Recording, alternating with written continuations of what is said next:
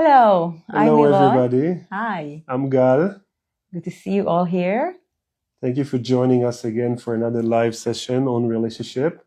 Yes, and today we are going to explore how to come back to connection after a rupture, after a fight or disagreement or disconnection. We have a bunch of questions that we got from our email list and also online, and we're happy to respond to it and share with you some stuff here together, some wisdom around that. It's definitely one of the most important topics that couples talk about all the time. Right, yes, the main ones that they come to the office. Yes. And of course, if you have questions, you're welcome to put them in the chat and hopefully we can see them. Doing live event is new for us. That's the truth. So we will try to figure out how that works. Yeah, So we're still learning. yes. Okay, let's jump in. Let's jump in. Okay, do you want to talk a bit about connection? John, we talked about this last week, 2 weeks ago, but let's focus more on the repair aspect of it. Well, that conversation of how to come back to connection after an argument. First of all, it's a really, really important question just by itself, Right. Because what happens with most couples, a lot of time we get that question of how do we stop fights while they're happening? I don't want to fight with my partner at all. And so give me the formula, give me the trick, give me what I need to do to stop the fights from happening. Mm-hmm. And while it's a great aspiration to have that, it's not so realistic to actually stop the fight before it's happening, because all of us are human, including the two of us, and our partner is important to us, which also means that when they do things, it could actually trigger us emotionally. Right. And so we respond strongly to that. And so the better question is how to come back after we had a fight, rather than like how do we stop it. And the better you get with it, you might get closer and closer to real time. Mm-hmm. But still, it's really important first to look at like how do we repair something after the fact, when we calm down, when we had a moment to think about it, we had to realize what's happened.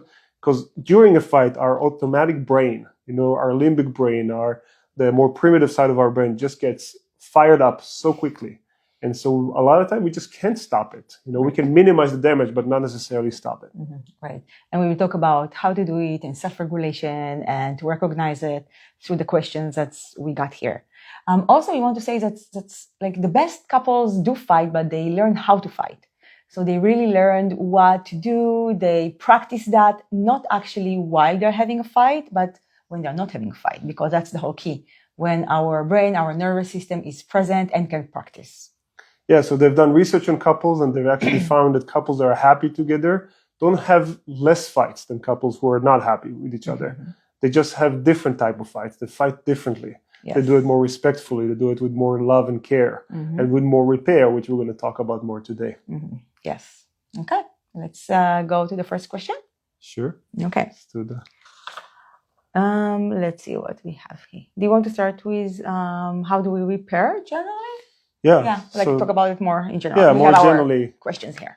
How do we repair after a fight? Mm-hmm. Okay. And so a fight just happened. A lot of time the two people kind of go into your corner. you take a break from each other. To your cave. To your cave. You take some time away, and then you want to repair. Mm-hmm. Okay. Mm-hmm. And so I think the first thing to come back to, in my mind, the first thing that's most important is stating your intention. Okay, so you might still be upset at your partner. You might think that you are right, and they just didn't get you, and so you should prove them that you're right. Okay, but what's important is to always come back and start the conversation with an intention, saying something like, "Hey, we had a fight yesterday. I didn't like it. I don't want to fight with you. I don't want to be in that state with you.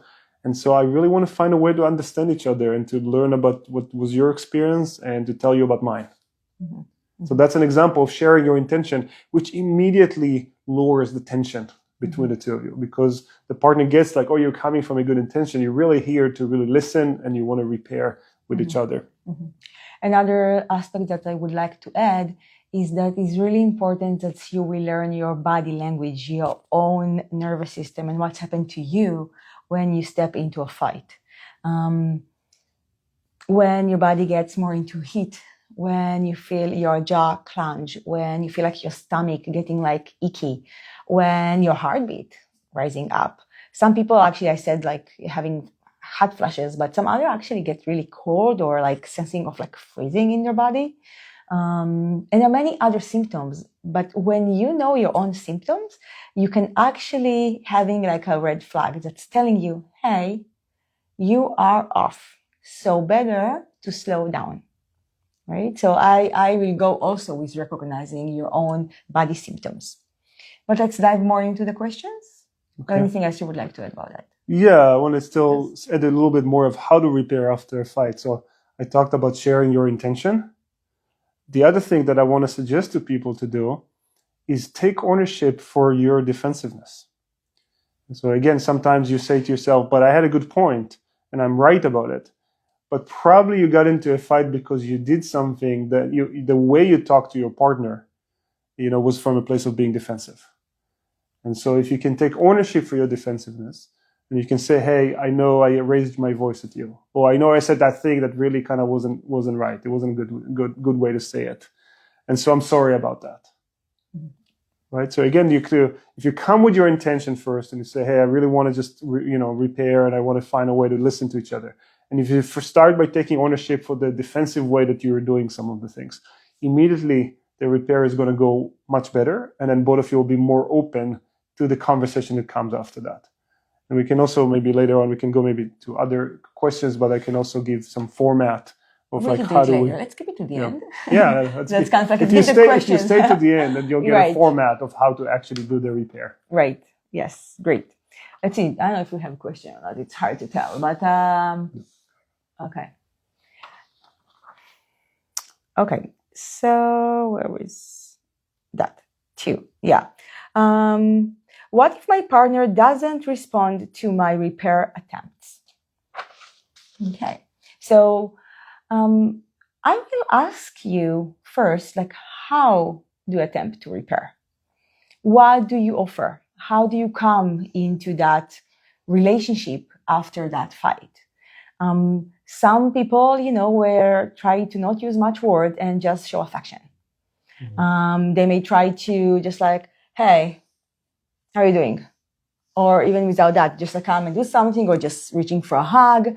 But for the other person, they may still be triggered. So approaching with a touch can not feel good because something is still missing for them. For other people, it could be they reaching out with not really apologizing. So like just moving on to the next thing. Just like, okay, so remind me what we have to do tomorrow, or let me do the dishes. That's fine. I can do it today. Or taking over, but really dismissing what happened, and it doesn't work to the other person. You want to add to that? Yeah, it's basically you're bringing up a good point of like, are you really trying to repair or not? Mm-hmm. Because that a lot of time depends on like, what is your template around conflict? Mm. And a lot of time it's influenced by what you've seen also growing up in your own family. Right. Like some people, in some families, you get hot and angry, mm-hmm. and then you just move on and you don't talk about it anymore. Right. In other families, you just, stay cold, right. and distant and also don't talk about it. But then over time, you do some kind of gestures. Mm-hmm. And so you really want to ask yourself, like, am I really trying to repair? Like, am I really bringing the topic? Am I really trying to talk about it?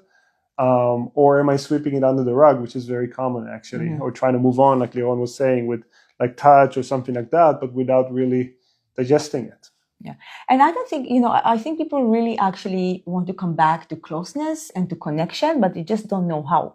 And then trying their best. I really believe that each one of you, including ourselves, we're trying our best all the time when we want to come back to connection.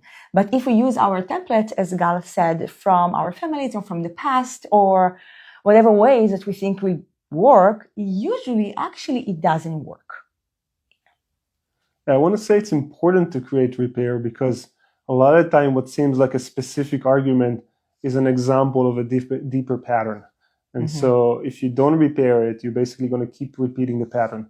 If you repair it well, you actually understand like, oh, what each one of you is really experiencing, then you're working on the whole pattern. And then there's more likelihood that you'll do better next time also. Mm-hmm. Mm-hmm. Right. And one way is you can ask your partner, can we talk about what just happened? And for, to be able to do that, you have to be vulnerable and you have to dare, which is really hard to do, right? It's hard to be vulnerable and say, I really want to get closer to you. I'm sorry, I'm apologizing, or I got it wrong. Or even more than that, I don't feel I did something wrong. And I actually really, really trust, what I feel, but we lost the connection and I want to come back to connection. So you don't always have to agree with each other. It's more about how you're coming back and learning each other in that process. It's okay to not agree, but it's really important to acknowledge that, to take responsibilities. It's like, okay, so how we can come back to connection even if we are still not agreeing? Anything else on that?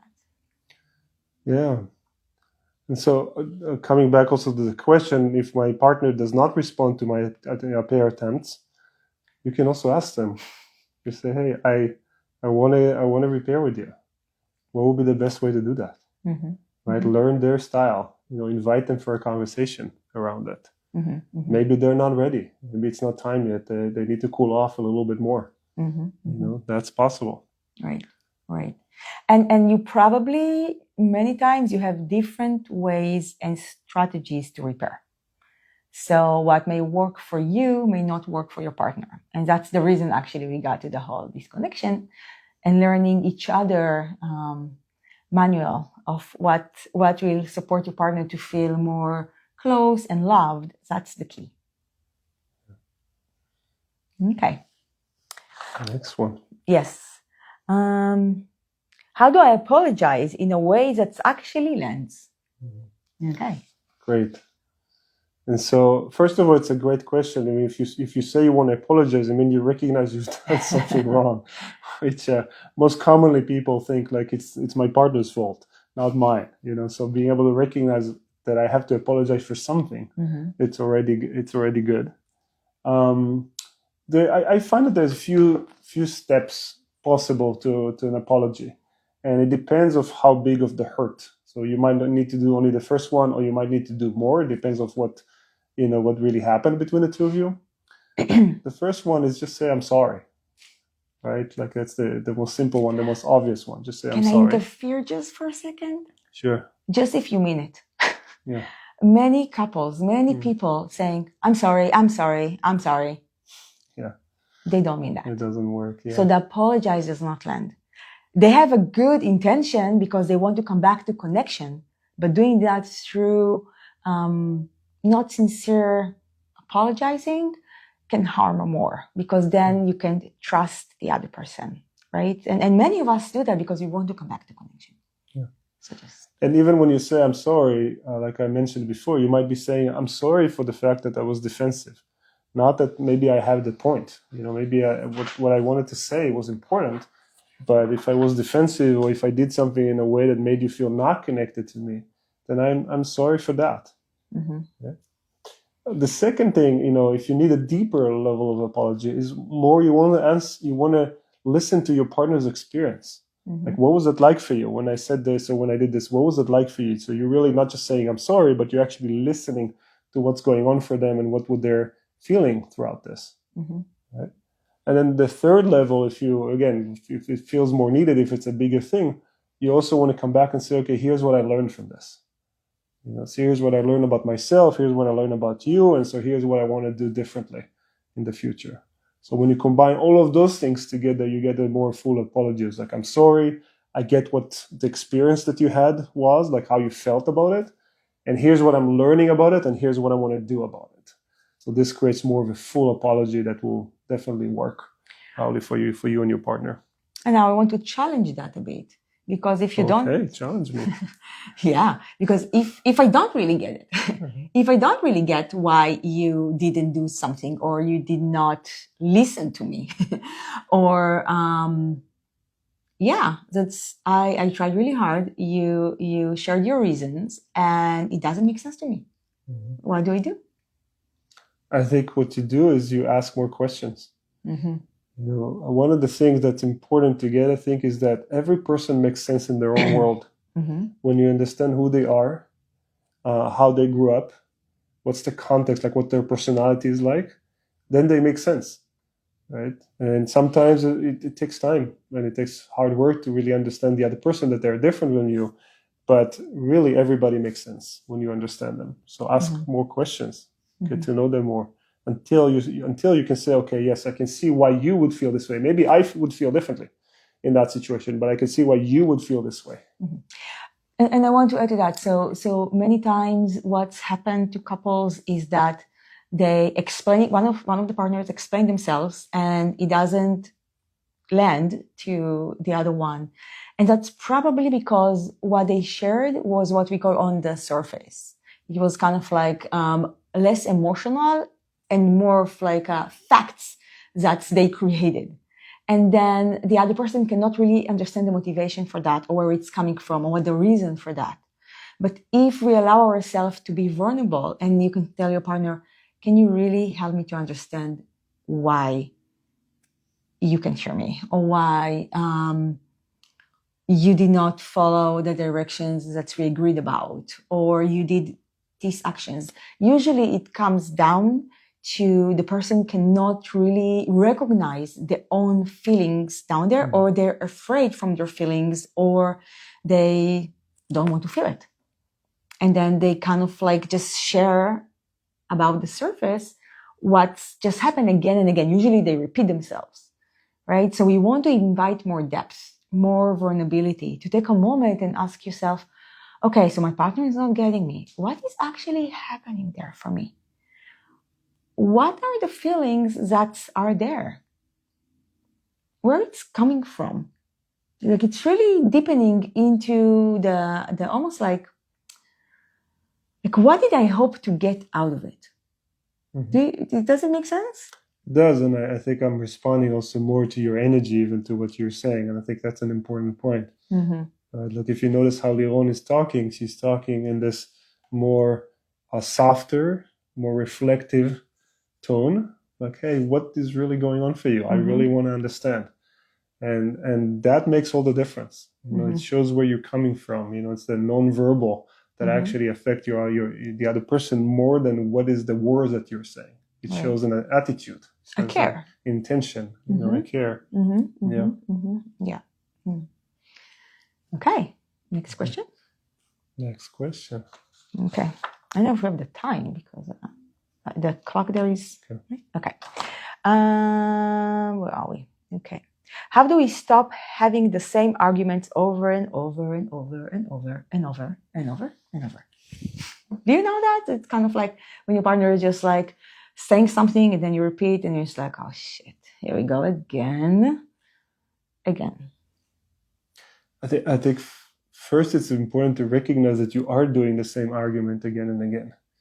Not everybody actually understand that you're repeating a certain pattern. That while you talk about X, Y, or Z, the dishes or the vacation or the kids or money, you're actually having the same argument. And that what you want to then pay attention to and find a way to solve is the pattern itself, is the way you get into an argument rather than the topic. It's not that trivial, I think, for most people to understand. When they talk about money and the dishes, they're actually having the same argument over and over. And the way you know it is because if you ask yourself, can I predict what my partner is about to say? Most people will say, yes, I know how this conversation is going to go even before it started, which means you know the pattern. Right. But how do they stop it? Let's talk about that. Yes.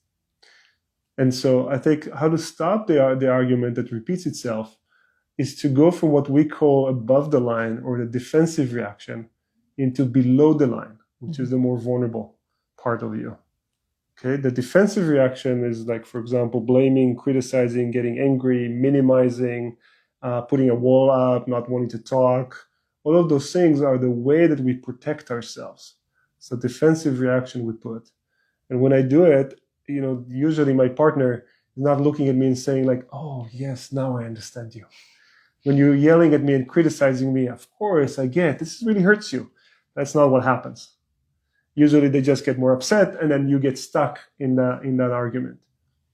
The move that you have to do is what we call going below the line, which says like, here's what I got really hurt around. Or here's the sensitive spot in me that got pushed. And that takes courage. Mm-hmm. It takes courage because it takes vulnerability to do it. Mm-hmm. But when you do it, your partner usually responds better to that. Mm-hmm. And I want to add something that it's actually more maybe a tool or practice that you can do, almost like an exercise that I offer to my clients, not just for that, for many actually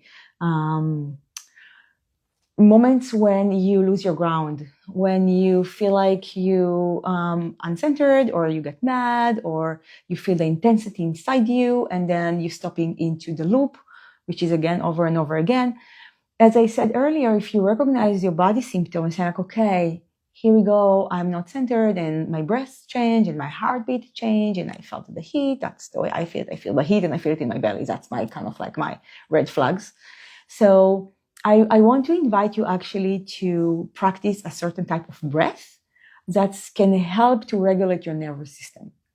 And it comes from the heart math method, which allow you to create a coherence between your brain and your heart.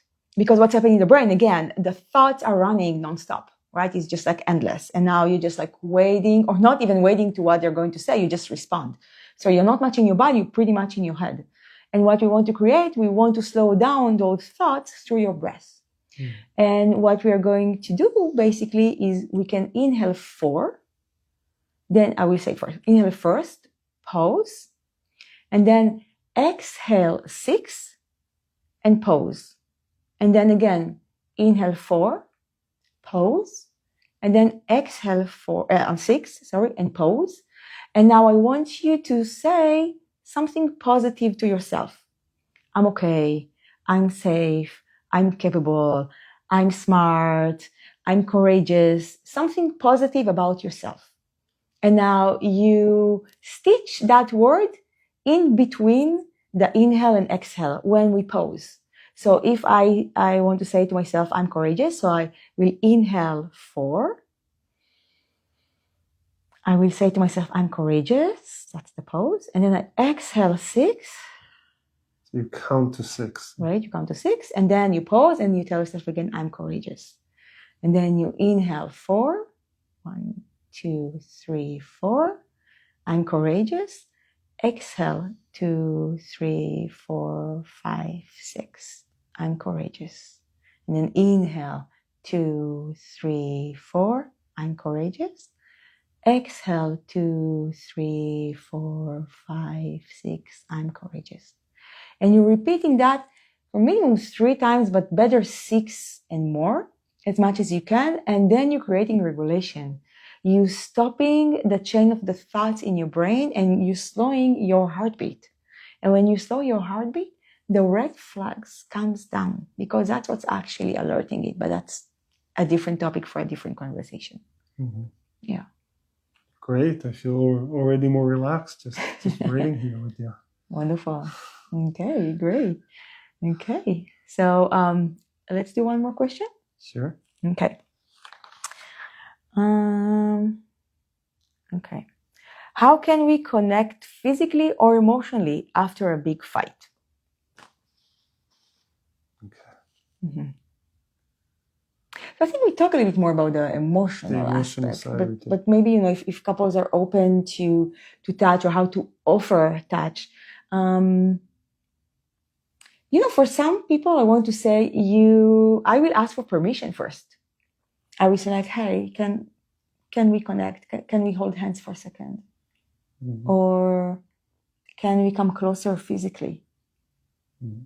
But for some, it's just like some people, their nervous system is more gentle, and they need more time to come back to themselves after a fight. So having a quick touch may not feel comfortable in their body. It's not like they don't want to, but they need more time, and they're more sensitive. So maybe I will start with asking. Mm-hmm. Yeah. I think that actually a lot of couples have some of their own mannerism, their own ways of actually reducing the tension between them. Mm-hmm. They don't always do it consciously.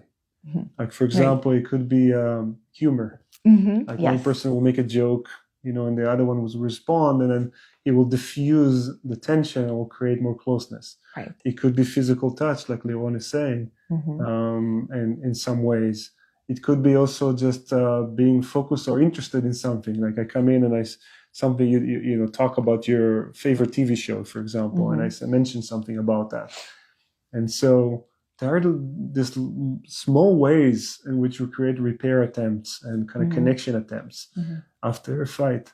And a lot of time, I think the secret is actually to respond to them, to notice that your partner is doing that, to realize, oh, they're trying to reconnect, they're trying to diffuse, and to respond to it, because that it softens the whole system, right. And from there, more stuff is possible. Yeah, and also some couples like to repair through sex. So I want to be open about that and talk about it for a second, that there is something very healthy about repairing through sex, if it feels right, of course, for both couples, right? So that intimacy, that level of connection is really powerful, because it's not just that we come together, our energy is in sync, and then something else being created.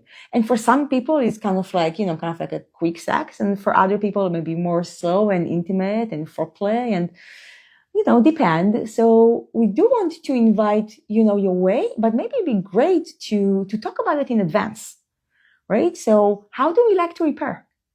To have a conversation over a date night and talk about what will work for you in terms of repair. Because maybe for me, I will want to have sex, but God is just like, well, I need to talk first. I need to process that, and I need to digest that, and maybe tomorrow we can have sex, right? So we can be really different. So having a conversation overnight, like, how do you like to repair? Oh, I like when you're making jokes. Oh, that's great. Wonderful. I like that too. But not when we're having a fight, right? Because if someone make a joke while we're having a fight, usually it's just like set you even more for a fight. Yeah, other thoughts? No. Okay. So do you want to summarize? Yeah, I said I'm going to give a little bit more of a formula before we wrap up. And so these are some things that we teach people in our couples workshop. We do a Breakthrough to Love couples workshop every month or month and a half. And you're welcome to join us for this. There's a lot of very important tools and learnings, insights that we share over there. So when it comes to fighting and repair, one of the important stuff is to understand the difference between listening versus problem solving. So I'm just going to say this piece out of everything we're teaching. I like how summarizing everything together. God has this talent that he can get all the information and make like a beautiful bottom line. Here we go. And so I want to say that when you're trying to repair with each other, you want to go into what we call empathic listening. You want to try to understand, how do you feel and why you feel this way. Right. Compared to trying to solve the problem too quickly. Like your partner shares something, you say, okay, so here's what we can do. Or here's what you can do next. Or here's what you can do next time. This is trying to solve the problem. And it doesn't really make space enough for the feeling and to be connected to being understood. So you want to just slow down and really ask that question. What do you feel? And try to understand also why they feel this way. Why does it make sense in their world to feel this way? If you do that, you're already on the way to creating a much more connection after a fight. Great. And we teach much more about that in our Breakthrough to Love workshop. The next one's coming up in May 1st and 2nd. Yeah. Yes. But it's a whole long, beautiful, powerful, intense weekend. So as we would love people to join us, because it's one of our favorite things to do. This is so transformative and connecting for us too. Each workshop is just like, yes, let's do more of those, because it just brings so much love into the air. So we would love to see you there. Thank you for being with us here today. We would love always to hear your question, even if it's not in live. You're welcome to email us to info@thecouplecenter.org and stay in touch. Thank you. Thank you. Have a good night. Bye.